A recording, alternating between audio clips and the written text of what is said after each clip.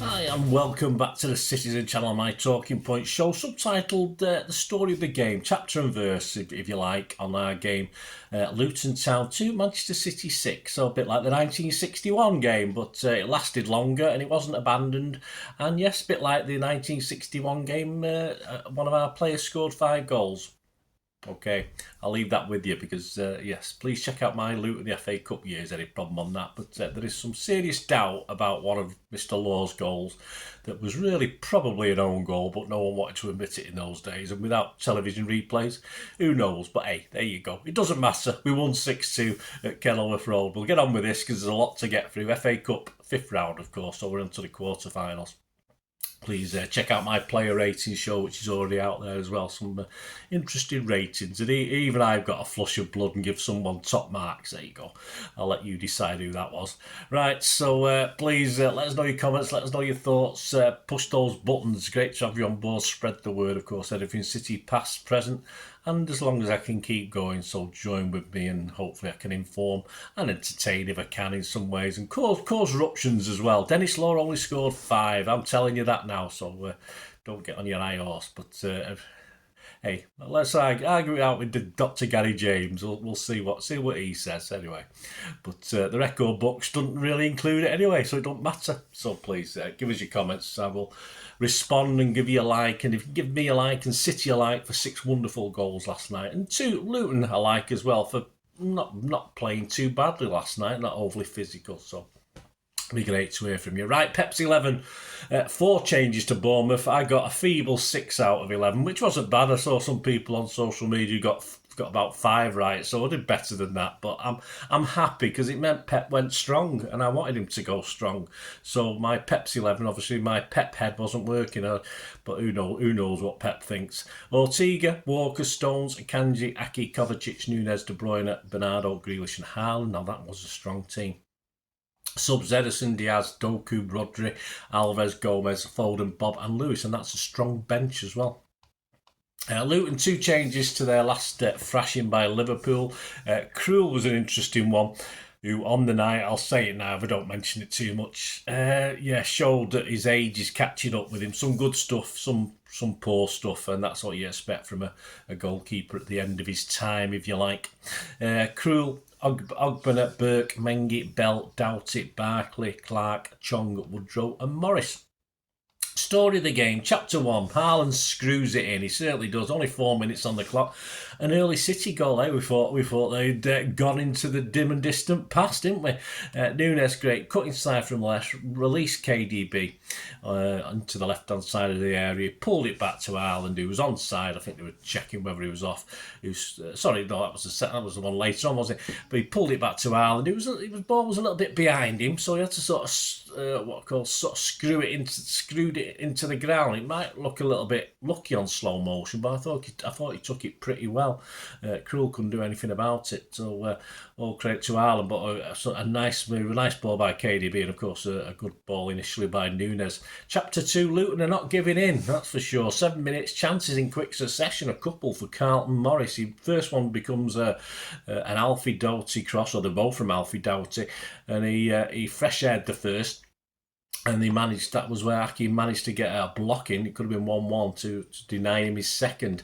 Chapter 3, Krul's holy legs. Yes, not holy as in a religious point of view. Holy as in he's got a hole in him. 17 minutes, it's 2-0. Ortega goes long. Haaland touches it off nicely, which he did very well all night, to De Bruyne in the centre circle. Takes a touch, slides a lovely return pass into the open space behind the Luton defence. Haaland just gallops onto it and forces a shot through Krul's legs. And as I say, you could blame Krul, but I mean, when you put some power on it like that, and your goalie makes himself big, there's not a lot of time to respond to the shot. So perhaps a bit cruel to say Krul got that one up, but it's 2-0. Chapter 4, hat-trick denied for now. Yeah, 25 minutes. Yeah, it should have been. I thought it was going in. I thought it was going to be a goal. He got through again, and this time Krul kept his legs closed, and Haaland was denied his hat-trick. Chapter 5, a Krul's double save. 30 minutes, should be 3. Yeah, De Bruyne's volley, a great volley. Well saved by Krul to his right. All right, wasn't too far to his right. But then he gets to his feet, and Haaland sort of really, with most of the goal to aim at, it's been closed down by a defender or two. But yeah, he probably should have done better. And all he did was hit it straight at Krul again. So really, it should have been another goal at that stage. Chapter 6, poor Jack, of course. We replaced a crying Jack, and let's be honest about it, that's what it was with Jeremy Doku. You got time, mate. Hopefully the medical staff will get it right this time and not rush you back. But it just looks like a reoccurrence of the injury. He did a little back flick, didn't he, when I watched it back when they showed it in the studio. Miserable because, again, as he did in the last game where he went off, of course, he looked as though he's really up for this, and he's going to be, I think he'll be, most people saying, I don't disagree, be vital for the running if we want to retain at least, well, the 3 trophies. We want to at least get something out of the season. So shocking playing him, I thought. Guys, what were your opinions? It's all right in hindsight, isn't it? But I'm not impressed with the medical staff. It's happened a couple of times this season where they've sort of rushed a player back and you think, what are they doing?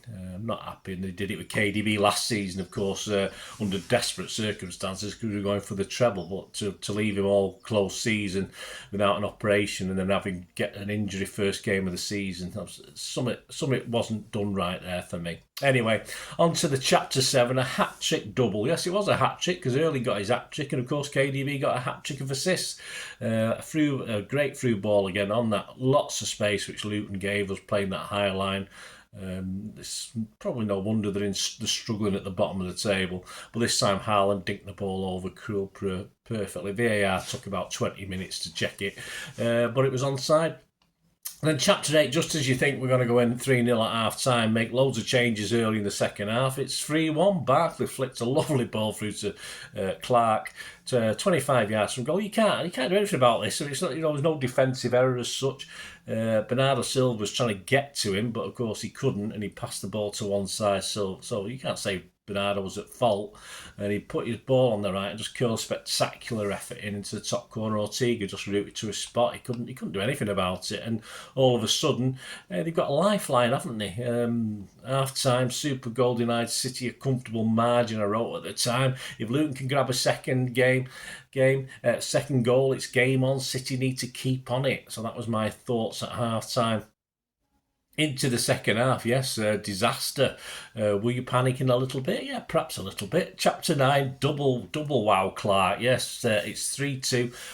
And this is where we probably sort of made errors in defence, which we didn't do that much last night. A poor clearance from Ortega, went straight to Barkley, 20 yards out. And, of course, Barkley had a shot, played very well. I thought Barkley's doing all right, isn't he? But the ball came back to him. He scooped a lovely ball, just scooped it like a little so you do with one of those dog things that you throw balls, just scooped it up over to Clark, who chested it down and slammed it into the roof of the net for his second goal. And also part of that, it wasn't just Ortega. I think Kovacic had a couple of chances to get something on it to clear this, and he failed both times, and he just looked a little bit slow and cumbersome, really. So he should have done better. Ortega should have done better.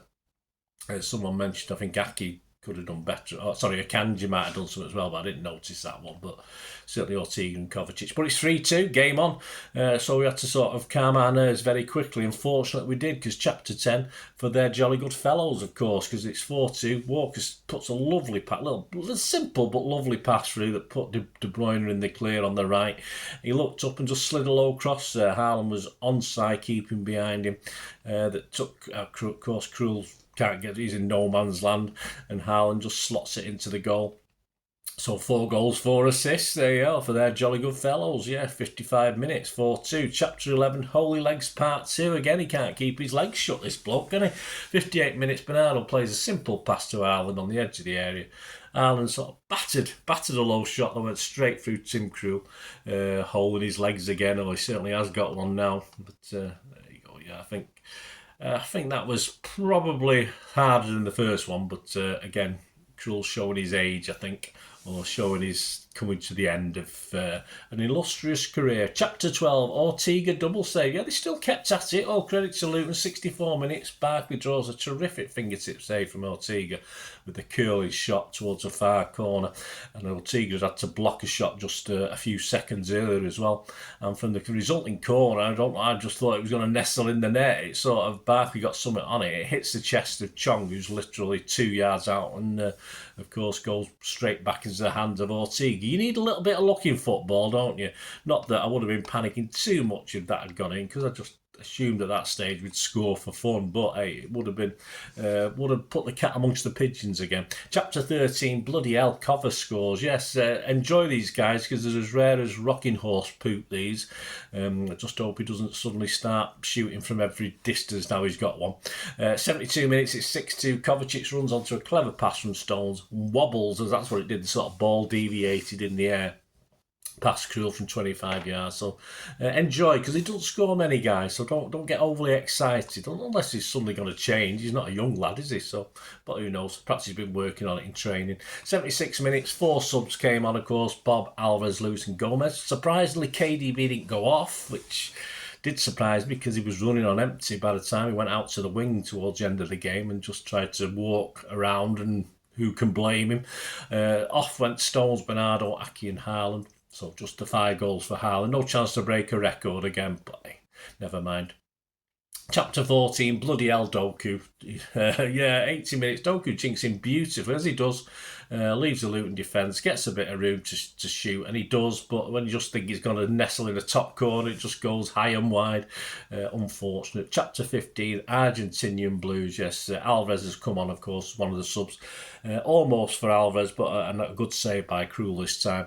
Which I said, an odd game for Krul. Some good stuff, some poor stuff, but I think that just sort of, I think he's at that level now as a goalkeeper. As a number 2 for a team like Luton, he's probably okay, but I think the main guy might have done a little bit better. Full time, 6-2, same as 1961, as I said, but this one lasted 90 minutes instead of 60 odd. So, and another City player scoring 5. There you go, I'll leave that with you.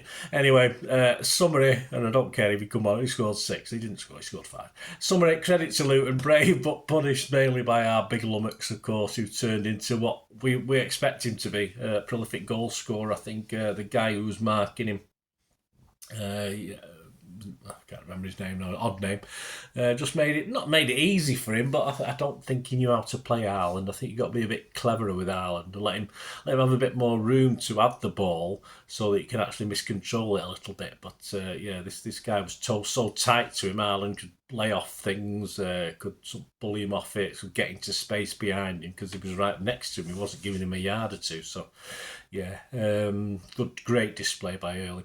On to the quarter-final. Of course, we'll worry about that after we've played a certain number of league games coming up. Match stats, very interesting. Luton 14 shots, 7 on target. We don't give that many up usually.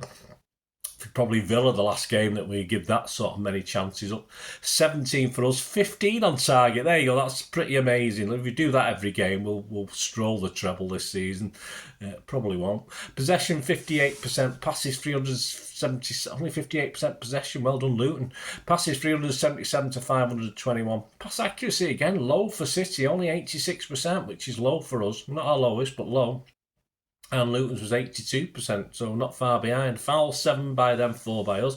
Yeah, Taylor sort of let it run a bit, did his usual. Sometimes he should have done, sometimes he shouldn't have done, but that's what you expect from that useless referee. Offsides 4 for them, none for us. And corners just 2 each. I think that's the lowest corner count we've had for a while as well. XG philosophy. All XG philosophy posted was Erling managed 5 goals from a 2.68 XG. So I don't know what the XG was overall. I think City's was something like 3.5 and Luton's was 2.8 or something like that. On another site because I couldn't get it from XG Philosophy. So there you go, guys. Let me know your thoughts. Let me know your comments on the game. It'd be great to hear from you. As I said, check out my player ratings show. And yeah, go back and check out that Luton in the FA Cup years and find out what I'm banging on about Dennis Law only scoring 5 goals if you don't know.